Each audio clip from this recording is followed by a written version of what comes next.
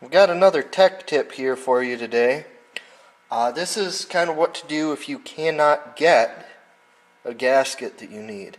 So what I've got here is a chunk of gasket paper.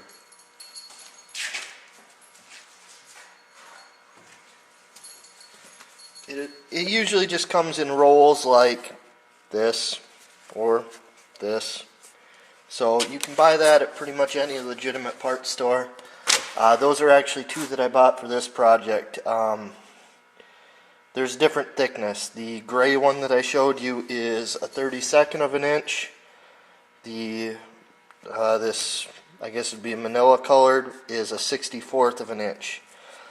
This is what remains of the gasket I took off.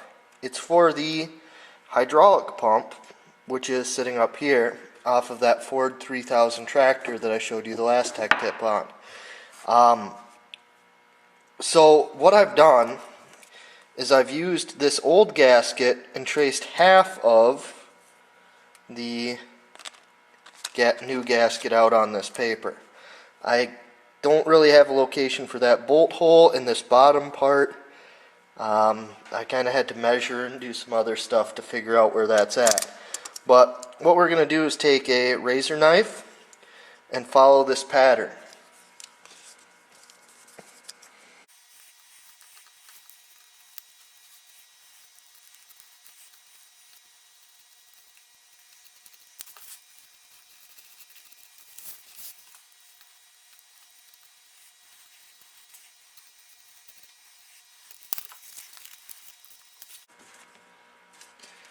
On this center part, I know I'm a fair amount smaller than what it was, so I'm going to kind of go to the outside of these lines.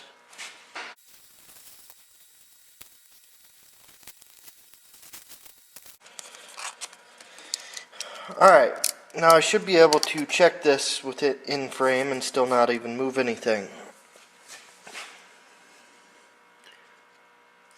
And it looks like we're going to be pretty close. Now I've drawn circles on here. What are we going to do about those? I have a small chunk of 3/8 line. This has kind of a copper finish on it. I just found it in kind of a junk bin, so I'm not sure exactly what it was from. But it's a chunk of 3/8 line. I took it over to the grinder. I sharpened this piece up. After looking at this, I think my bolt hole here is a little bit off. So I'm actually going to kind of check that again.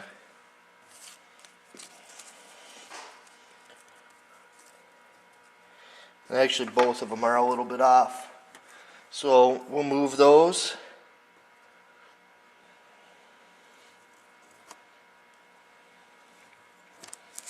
Okay. Now what do? We take this piece of sharpened line. Another thing that works great for this is empty shell casings. If you have some of those, 40 caliber is just about perfect for a 3/8 or 10 millimeter.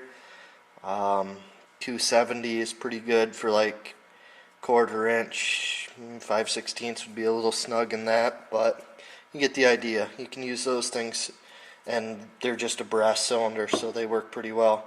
So what I'll do is I'll take this, I'll line it up, smack it, twist, and it cut most of the way around. So I'm going to line it back up, smack it again, and there we are. Okay, so take that one, check it out. Looks good, maybe a little bit off. So I'm going to wing this one a little bit.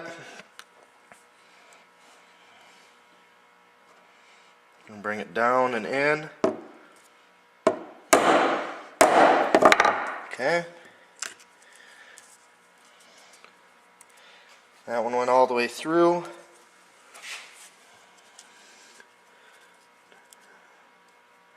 Now I got those two a little bit off. That one actually feels like it's pretty dang good right there.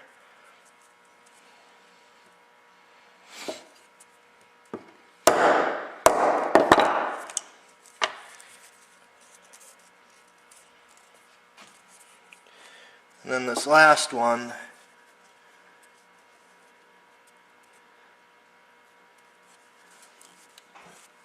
I'm just going to hold it up here. Actually, if I push on it a little bit, I'll make an indentation. See, I've got that indentation. You can tell where it was.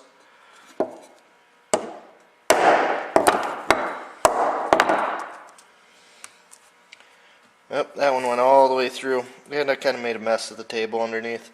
That's alright. Won't be the last thing that does that.